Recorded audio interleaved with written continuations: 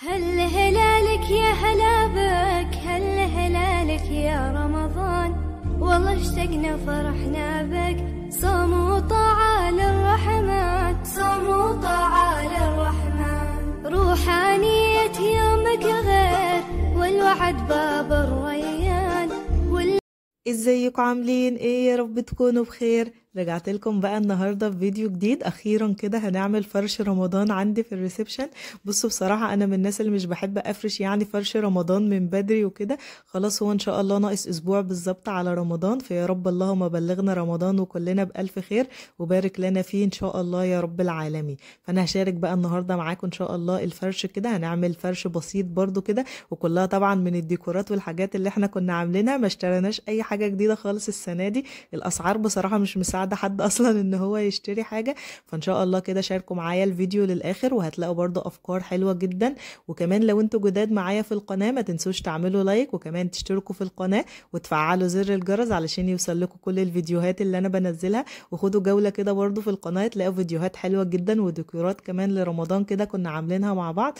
ويا رب ان شاء الله كده الفيديو يعجبكم، واهم حاجه بقى تسيبوا لي تعليق حلو كده، لاني بصراحه فعلا مبسوطه قوي بالفرش والحاجات البسيطه اللي احنا عملناها مع بعض كلها استخدمتها كمان كده في الفرش عندي.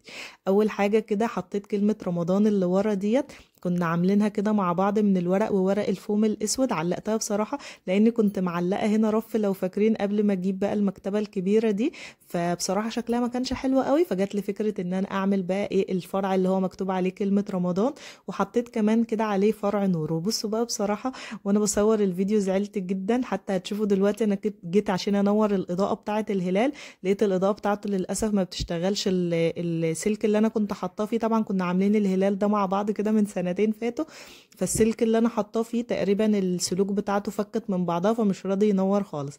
فانا بصراحه خدته كده ورحت لكذا حد يعني كهربائي يصلحه لي وكده. مش عارفه ليه ما حدش كان راضي يصلحه، يقولوا لي لا ما ينفعش، هو الكهرباء بتاعته خطر والكلام بقى اللي انتوا عارفينه ده. فانا بصراحه ايه عملت يعني كهربائيه كده في البيت، وقلت انا هصلحه انا بنفسي. ففكيته بصراحه وبدات ان انا الف السلوك على بعض وكده، وحطيته بقى في الفيشه في المشترك. راح المشترك بصراحه مفرقع في وشي، وكمان عملت قفله في الشقه كلها. فانصحكم بصراحه ما تعملوش زي كده تاني خالص. يعني انا اول مره اصلا يعتبر اعمل كده. انا بخاف من الكهرباء جدا وحظي معاها دايما مش حلو، بس مش عارفه انا عملت كده ليه. كنت زعلانه بس بصراحه كان نفسي الهلال ينور، لان بصراحه الهلال ده من الديكورات الحلوه قوي اللي انا عملتها في رمضان قبل كده وبحبه جدا بصراحة. بس حصل خير ان شاء الله يعني. حتى انا ما كملتش تصوير الفيديو اليوم ده، استنيت تاني يوم لحد ما رجعنا تاني الكهرباء يعني في الشقة وكده. وحتى فضلت قطعة بس في الجزء اللي هو بتاع الفيشة اللي جنب الشاشة دي على طول، فحلينا يعني الموضوع الحمد لله. بس انصحكم حقيقي ما الكهرباء ما فيهاش هزار بجد، ما تعرضوش نفسكم لاي حاجة فيها كهرباء. لو حاجة باظت خلاص ان شاء الله يعني نحاول نجيب غيرها. انا برضو بصراحة زعلانة والله يعني مش هضحك عليكم، بس ان شاء الله ان انا هصلحه برضه واديه برضه لحد كده ويظبطوا لي. فاحنا هنمشي بقى ايه الموضوع كده الديكورات من غير اضاءه شويه علشان الهلال باظ. وللاسف في فرع نور برضه اللي انا كنت جايباه للفانوس الكبير ده باظ مني. بدأت بقى كده ان انا اظبط الدنيا، وحطيت بقى شوية ديكورات كده لرمضان. والرفوف كمان اللي جنب الشاشة دي بدأت ان انا احط عليها شوية ديكورات كده بسيطة. بصوا انا عايزة اقول لكم كل الديكورات والله اللي انا مستخدماها حقيقي احنا عاملينها مع بعض في فيديوهات قبل كده، ما اشتريناش اي حاجة جديدة خالص. هي الكوشنز بس دي اللي انا اشتريتها يعتبر السنة دي، اللي هي مكتوب عليها كل عام وانتم بخير. كل الكوشنز برضو اللي انتوا هتشوفوها معايا في الفيديوهات كانت بتاعة رمضان السنة اللي فاتت، فما اشتريتش برضو اي حاجة جديدة منها. كمان بقى الجزء بقى بتاع الركنه حطيت المفرش الابيض ده علشان برضو الشكل يعني يكون كويس كده. وحطيت بقى شويه كده من الكوشنز، وحطيت الكوشنز دي برضو، بس هرجع اشيل الكوشنز الصغيره اللي هي لون الركنه دي من قدامها علشان حسيت انها دارت عليها قوي يعني ما بينتش شكلها وكده. وهحط برضو بقيت كده الكوشنات عندي على الركنه وكده. عايزه اقول لكم برضو حاجه، انا كنت عاوزه اجيب بصراحه كوشنز جديده برضو نجدد وكده. فانا سالت على الاسعار لقيت الاتنين كوشنز بيبقوا مع بعض ومعاهم رانر تقريبا كان سعرهم تقريبا 200 جنيه. فانا بصراحه حسيت ان انا ايه الركنه عندي كبيره شويه، فعلشان تقضي يعني طبعا 2 كوشنز مش هيقضوها خالص، هي مثلا عايزه 4 5 او حاجه، فالتكلفه هتكون كتير قوي. فانا بصراحه مش هضحك عليكم وجبت اللي هي الكوشنز الستان دي، هي بتتباع عندنا في طنطا بيبيعوا تقريبا الواحده ب35 جنيه، وحلوه يعني السوسته برضو بتاعتها حلوه واشكالهم بتكون جميله. فعشان كده انا بصراحه قلت انا هجيب منهم مثلا 4 5 كده يكونوا معايا هيكونوا كويسين. ده الكلام ده كان السنه اللي فاتت. السنه دي بصراحه انا ما اشتريتش اشتريتش، انا جبت بس اللي هي مكتوب عليها كل عام وانتم بخير، وحطيتها برضو كده مع الديكورات اللي عندي، وحاولت بقى ان انا اوفق كده كل الالوان مع بعض. وهنا برضو الترابيزه حطيت عليها مفرش كده بسيط، وحطيت عليها برضو شويه ديكورات كده بسيطه. والناس اللي بتسالني على الشمعدان اللي هو الاسود ده، والله انا مش شارياه، انا عاملاه برضو في البيت، لان لقيت كومنتات كتير جدا عليه، وناس كمان عندي على الفيسبوك اصحابي وكده بيكلموني يقولوا لي انت شارياه منين، احنا اول مره نشوف الشكل ده. فانا بصراحه عاملاه برضو، والفيديو بتاعه هتلاقوه برضو على القناه. هو برضو كان من الجبس وكده، وحطيت من فوق كده اللي هي الدوايه بتاعه اللمبه، كانت عندي نجفه قديمه فحطيتها عليها، ولفيت عليها بقى ايه اللي هو الفرع اللي لونه اسمر ده، وبقى شكله اللي انتوا شايفينه ده. بصوا شكله حلو جدا، بس هو واقع عليه شمع يعني، ان شاء الله ابقى اشيله. بصوا حقيقي شكله والله حلو قوي، وكلها ديكورات زي ما بقول لكم بسيطه كده، والجو كده هادي وجميل. حطيت لكم يعني شويه اضاءه كده، حاولت على قد ما اقدر، بس اعذروني بقى علشان القفله اللي انا عملتها في البيت دي. فان شاء الله خير يا رب. قولوا لي بقى رايكم كده. اول حاجه في الريسبشن دي كده الترتيبات اللي انا عملتها فيه، يا رب تكون عجبتكم. ولو لسه بقى ما حطيتوش لايك للفيديو، انزلوا بسرعه حطوا لايك كده، علشان هنعمل النهارده بقى كورنر رمضاني كده للصلاه، هيبقى حلو جدا ان شاء الله، هيعجبكم. فكرته برده سهله وبسيطه خالص، من هو بس متر قماش خياميه، وهنعمل بيه ان شاء الله احلى كورنر كده للصلاه لرمضان. وكمان بقى الكورنر ده مش بس هنخليه للصلاة، هنستخدمه برضه استخدام اخر كده. خليكوا بس معايا كده لاخر الفيديو وهتشوفوا انا عملته ازاي، وكمان هستخدمه ازاي للصلاة، وكمان هستخدمه ازاي للحاجة التانية. يلا بقى بينا ندخل كده ونشوف هنعمل الكورنر الرمضاني ازاي. حبيت برضه اخد لكم فيه كده جولة سريعة، علشان برضه تشوفوه وتشوفوا شكله عامل ازاي. بصوا هي قماش خيامية بس كده، وبدأت ان انا استخدمه وعملت بيه احلى كورنر رمضاني.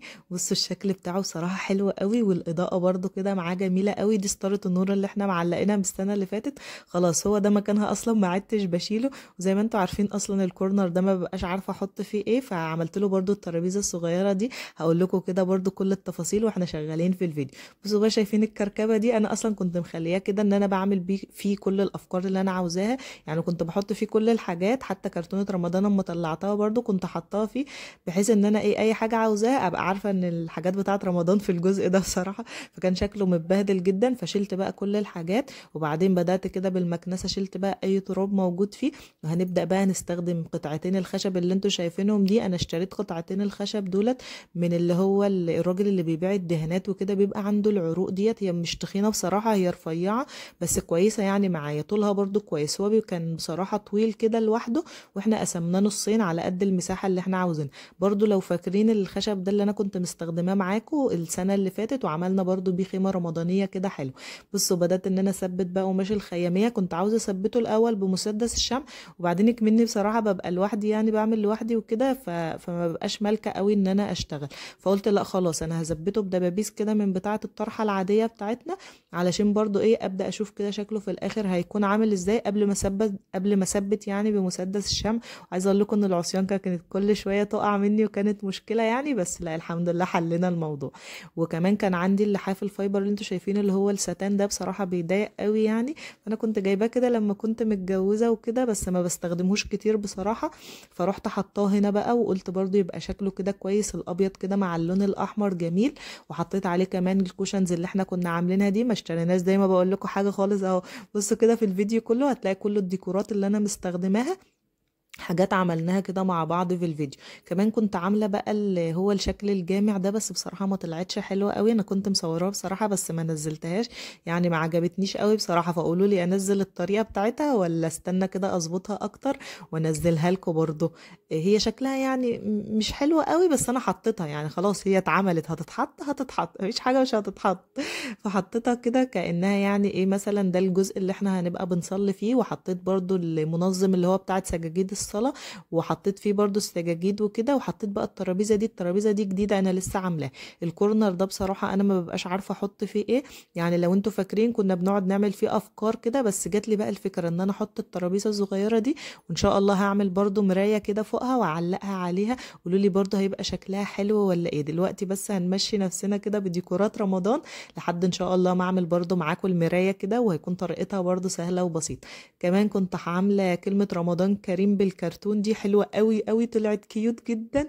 ممكن كمان تكتبوا بيها حتى اساميكم مثلا وتحطوها في اوضة الاولاد وكده، هيبقى شكلها حلو. هنزل لكم ان شاء الله طريقة العمل بتاعتها بكرة ان شاء الله، لانها فكرة حلوة قوي بجد. وزي ما بقول لكم مش شرط نعمل مثلا كلمة رمضان بقى او عيد او كده، ممكن نكتب حتى اسامينا ونحطها برضو ديكور كده عندنا في الاوضة، هيبقى شكلها واو واو واو، حلوة قوي بجد. بص انا مبسوطة والله قوي بجد ان كل الحاجات ديت انا عاملاها بايدي وبتدي شكل برضو كويس. مش لازم تنفذوا نفس الحاجات بالظبط اللي انا بعملها، انتوا ممكن كمان تاخدوا مثلا الحاجة اللي هتنفع عندكم او الحاجة اللي انتوا شايفين ان انتوا ممكن انتوا تقدروا تعملوها وتنفذوها برضو عندكم في البيت، ويطلع برضو الشكل كده جميل كده ورايق. بصوا الواحد عايز حاجة تحس ان نفسيته مرتاحة كده. فانا بحاول بصراحة والله ان انا اعمل افكار برضو عندي في البيت وتكون برضو سهلة كده ومن غير اي تكاليف، عشان ما اكلفش نفسي. لان زي ما انا بقول لكم والله المصاريف بصراحة بقت غالية والاسعار بتاعت الحاجات بقت غالية. فنحاول يعني برضو على قد ما نقدر كده نعمل اللي نفسنا فيه بس بحاجات بسيطة. هنا بقى كمان كنت عاملة المصحف ده وكاتبة عليه بصراحة اسمي، وكنت كاتبة كمان على المصلية ديت اسمي. وبعدين بصراحة شلت الفيديو خالص، انا كنت مصوراه برضو وكنت هنزله كده، بس يعني قالوا لي ان ما ينفعش ان احنا نحط اسمنا يعني على المصحف وكده. فانا بصراحه رحت شايلاه وكاتبه كلمه القران الكريم وسايبه اسمي بس على المصليه. هو بصراحه الموضوع ده انا بشوفه يعني هو نازل ترند قوي، المصليه والمصحف يبقى اسمنا عليه وكده. فكانت عجباني بصراحه الفكره وسالت عليها، لقيت المصليه والمصحف ومعاهم سبحه تقريبا وفانوس سعرهم 400 جنيه. فانا حبيت ان انا يعني ايه اعملهم في البيت برضو بطريقه سهله وبسيطه. وجبت قماش اللي هو اللي لونه اسود ده، وكمان جبت الورق اللي هو الذهبي ده، عملت بيه المدنة الكبيرة دي، وقلت استخدمه برضو كده ايه في سجادة الصلاة والمصحف. بس بعد ما عملتهم وخلصتهم كلهم، فيعني حد قال لي يعني ان هو مش مستحب ان احنا نكتب اسامينا على المصحف، لان طبعا ده كتاب الله عز وجل، فما ينفعش يكون اسمنا فوقه. فانا رحت بصراحه شايله اسمي بسرعه وكاتبه كلمه القران الكريم. فخلي بالكم، بس انا بقول لكم برضو النقطه دي علشان نخلي بالنا، مش اي حاجه نشوفها نقلدها، لازم برضو نعرف الصح ونعرف الغلط. فانا شلتها بصراحه وكتبت كلمه القران الكريم وسبت اسمي بس على المصليه. وهنزل لكم برضو طريقه العمل بتاعتها ان شاء الله فيديو برضو بكرة ان شاء الله، استنوها هيبقى فيديو حلو قوي برضو فيه كام فكرة كده حلوين. انا حبيت بس الاول كده اوريكم الديكورات اللي انا عملتها عندي في الريسبشن، وكمان الكورنر الرمضاني ده، علشان برضو اللي حابب ان هو يعمل حاجة عنده في البيت وكده يلحق يعمل ان شاء الله. ناقص اسبوع بالظبط اهو على رمضان، ان شاء الله تلحقوا تعملوا. وهسيبكم بقى في جولة سريعة كده في الكورنر بتاع رمضان. كل سنة وانتم طيبين، ويا رب تعود الايام علينا جميعا بألف خير، واللهم بلغنا يا رمضان يا رب، وكلنا بألف خير.